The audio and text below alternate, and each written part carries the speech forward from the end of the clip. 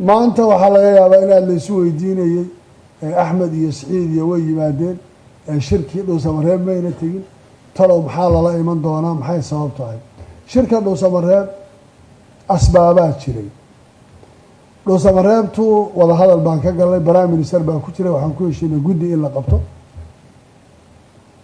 wasiirka arrimaha guduhu uu guddidaas liid gareeyo xafiiska ra-iisul wasaaraha iyo fulintu ay mas-uuliyaddooda qaataan guddidaasi ay isugu tagto garoowe la isu yimaado shirka kale la qabto within annagoon ka soo dhammaanin meeshii waxaa timid ra-iisul wasaarihii oo 7 daqiiqo isagoo meesha kaga baxay oo aqalkii shacabku golihii shacabku uu meesha ka saaray war sidee waxu jiraan waxaa intaa kasii waxaysan soomaalidu qabaa'il bay wax ku qaybsanaysay hadday arrintii dhacday bal ra-iisul wasaarihiina hala soo magacaabo ilaa shalay waxbaa lagu fadhiyey kadbacdina aan isaga nimaadno dowlad shirkii kaliya sidii loo qaban lahaa oo haddii guddidiiba xataa loo baahan waayey inagu intaan wada hadalno guddidu farsamo unbay noo keenaysay aan wada hadal galno iyadoon cudurdaaradii weli la yska qancinin cilado kalena ay iska jiraan baa shirki dhuusamareeb la isugu tegay madaxweynaha iyo ay cilaamiyeen ma ayna noqonin inaan tago asbaabo la wada ogyahay oo jiray siciidna ma tegin markii dambena waxaan qaadanay inaan tagno xilligii la ogaaday inaan tegaynana waa tii shirkii la xidhay xaaladdii caafimaad aan u jiray baan ka soo noqday garow waan isugu tagnay waxay noqotay in oo codsi ka yimaado madaxweynaha jamhuuriyaddu inuu yimaado garoowe oon halkaa ku wada hadalno arrintaasi mayna noo noqonin sax sababtoo madaxweynaha jamhuuriyaddu waa madaxweynihii jamhuuriyadda tabashaa jirtay xabar baan shalay ugu yeedhay mayna imanin dhuusamareeb bay iigu yeedheen waan u tegey anaa tegey mayna ii imanin garow waan hadda ugu tegay annaga ceeb nagu ahayd soo maa taa waxaanu qaadanay inaanu annagu madaxweyneu nidhaahno waxaan imanaynaa xamar annagaa kuu imanayna halkaasaan ku shiraynaa iyadaan isugu tegaynaa waxaan u tanaasulaynaa wax kastoo lanaga tabanayaan inaan ka dawbaxno waxaan tabanaynana inaan candhuufta dib u noqno taasaa keentay sababta xamar aanu imanayn aanu nimid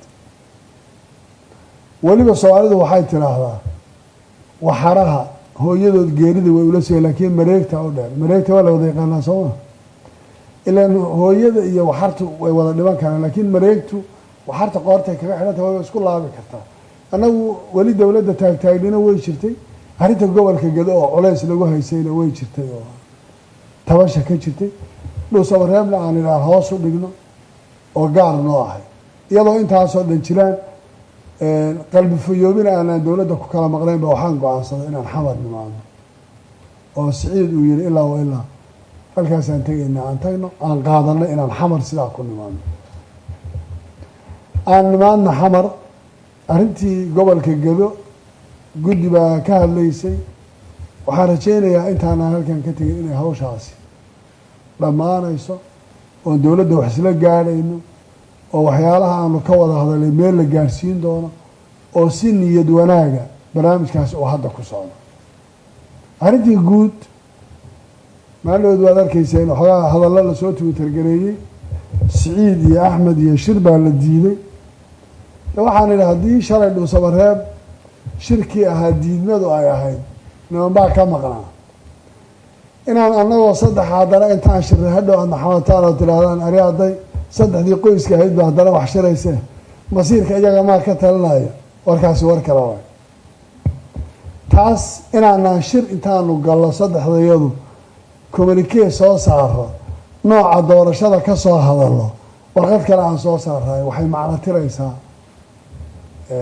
nooca shirka uu yahay iyo imaatinka yagii iyo waxoo dhan waxaan isla qaadanay markaa inayna saxayna madaxweynow waan joogaynaa xamar waa la yimid cid kama xigto madaxweyne marti baan kuu nahay intaa marka laga soo tago intii la doonaan joogaynaa xamar saaxiibadana ha loo yeedho haddaan wax kala tabanayna aan wada hadalno labada aqal ha la ysu keeno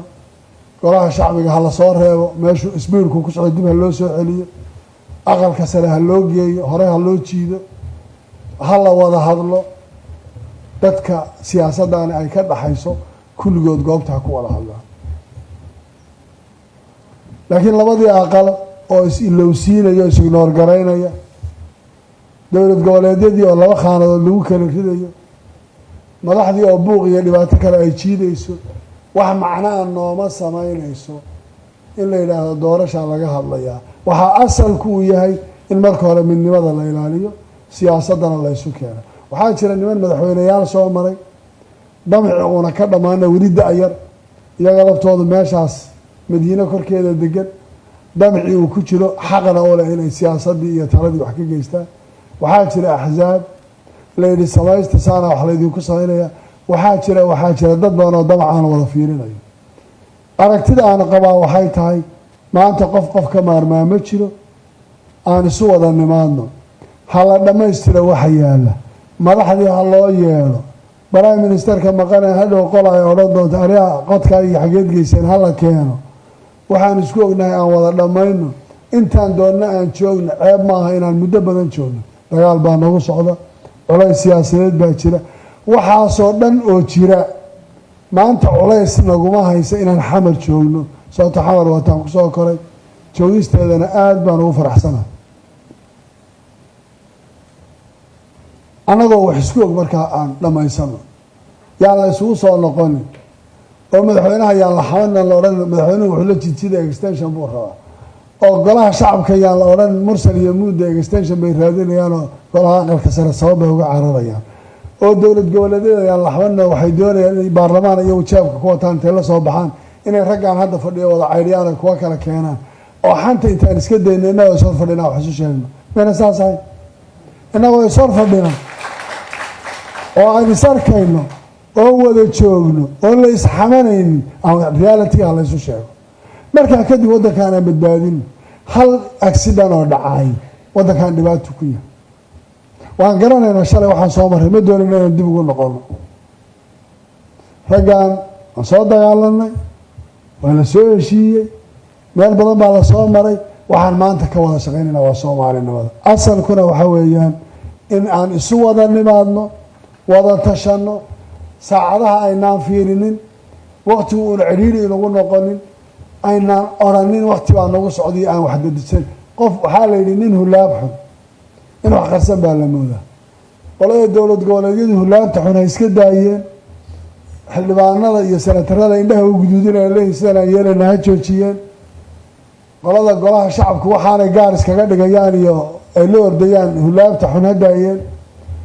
madaxweynuhu labada aqal iyo sida uu wala dhaqmay iyo dowlad goboleedyada iyo ina hulaab xun loo arkin isaguna ha joojiyo war soomaaliyey waxa inoo yaalla waa naqaanaa waxa inaga dhexeeyana waa naqaanaa meeshaan maraynana waa naqaanaa waddankaani xasiloonidiisa iyo deganaanshihiisu waxay ku xidhan tahay kolba isbeddelka siyaasadeed iyo xasiloonida siyaasadeed see u dhacayso nin wal oo yimaadaa damac kalaa ku jira damacaa ku jira waxaa weeye inuu meesha kusoo noqday inuu sii joogo nasiibkiisu qaadan inaan waqti isu qabanoo la yidhaha berri bay dhammaanaysaa dambay dhammaanaysaa waxaa ka asagsan waxa heshiis lagu yahay in wax lagu gaadho 2016 waxaan u malaynayaa 7 bilood bay qaadatay xaaladii aan ku jiray adaygeedu inaan technically anaan anagu shaqo ku lahayn markaas national leaders forumki in la gaadho oo halkaa lagu gaadho hadday niyad wanaag jirto technically wixii looga shaqaynaya waan ka shaqayn karaa laakiin haddii bahashu ay armaajooyin iyo khaanado ku kala jirto waa la istuhumayaa soo maha aan tuhunkaa meesha ka bixino waxaan rabnaa inaan idiin sheegno annagu labada aqal midna dhibaato uma qabno 51 xildhibaan baa ka soo baxay 8 senatar iyo 43 xildhibaan waa laga yaabaa inaan tabto idhahda nimankaasi markii dagaalka adag kugu socday in yar baa qaylqayliysa inta badan way aamusnayd laakiin waxaan maanta cid aan wax u qablaa ma jirto qof maanta aan wax u qabo iyo qof maanta calafkiisa iyo nasiibkiisa midna aan ka hor istaagayaa ma jirto waayo waxaan loo sameynaya qof waliba waxaa la meeshuu u lumay wuxuu mooday gurigoodii dan baa qof walba tusaysay aan isu soo noqonno aan wada tashanno odayaashaan aqalka sare janaal cabdi qaybdiid iyo oda muuse iyo dadkii xamar joogay iyo waan soo garanaynahay ha laga shaqeeyo dadka xanta habeenkii hala joojiyo maalintii wixii la sheegay hala sheego waddankaan ma rabno inuu dib meel kale ugu noqdo aan isu waxayno weliba aqalka sare waan idinka mahad celinayaa tanaasulka dadnimadu ay ku jirta ad samaynaysaan idinkoo shaqadii aada lahaydeen wax badan oo ka mid a siyaalo badan ay waxu jir jiraan qof kasta oo siyaasadda saameyn kule taladiisa hala siiyo taasaan u nimid taasaan u joognaa wakti naguma socdo dagaalka xagga aan kaga jirna widhoon maan dhib naguma aha dad baa haya arrintii gadana insha allahu iyo wixii jubbaland aan tabanayni madaxweynuhu madax adayg badan iyo tabasho badan baa jirta naga tabanayaan ilaa annagu sheekh xuseen furamanin oo keligaya eedda qolo keliya ma saarayna wixii lanaga tabanayaan diyaaru nahay inaan aqbalo waxaan tabanaynaan rabaa in lanaga dawbaxo idinka laftirkiina waxaad noo qabtaan iyo nimanka dowlad goboleedyadu aqalkan iyagu matalaya warkooda iyaga uma hoosta ka wadwato way iloobeen aqalkii sare haddaan u joognaa aqalka sare aan odhanaynaa